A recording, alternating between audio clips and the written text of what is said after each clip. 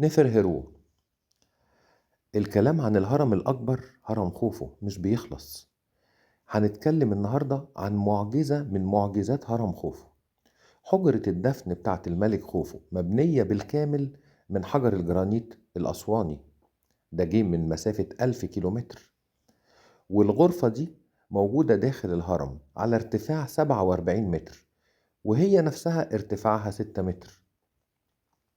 فوق الغرفة دي لسه في كمان مباني 100 متر، باقي جسم الهرم طبعا، وده وزنه آلاف الأطنان.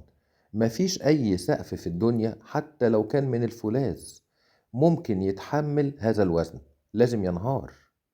طيب إزاي نجح المصريين القدماء إنهم يعملوا سقف يعيش 5000 سنة وفوقيه 100 متر من المباني الضخمة؟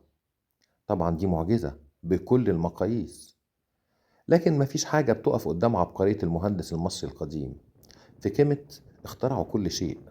تعالوا نشوف عملوا ايه.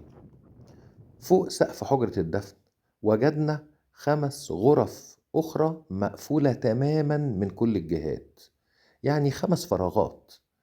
وآخر غرفة منهم لها سقف جملوني زي في الصورة، والهدف طبعا هو تخفيف الأحمال وتوزيعها على حوائط حجرة الدفن، وبالتالي إعفاء الحجرة نفسها. وبكده أصبح ارتفاع سقف حجرة الدفن يصل ل21 متر، وده اللي واضح قدامنا في الصورة.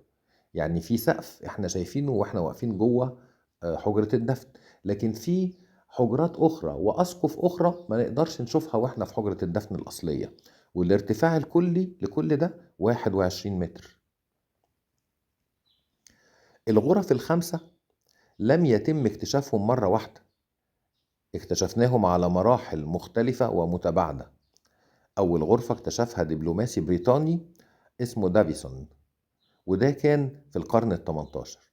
وبعد عشرات السنين وبالتحديد في منتصف القرن ال19، 2 ضباط بريطانيين اكتشفوا ال4 غرف التالية، واستخدموا البارود عشان يقدروا يوصلوا لأعلى نقطة في السقف الأخير.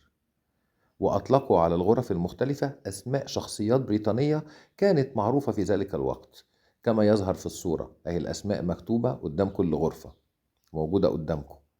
بالإضافة لذلك وجدنا على جدران الغرف كتابات تشير ل3 مجموعات من العاملين، العمال اللي بنوا الهرم يعني. تتضمن هذه الكتابات اسم الملك خوفو، ويعتبر هذا هو النص الوحيد اللي ذكر اسم الملك خوفو داخل الهرم.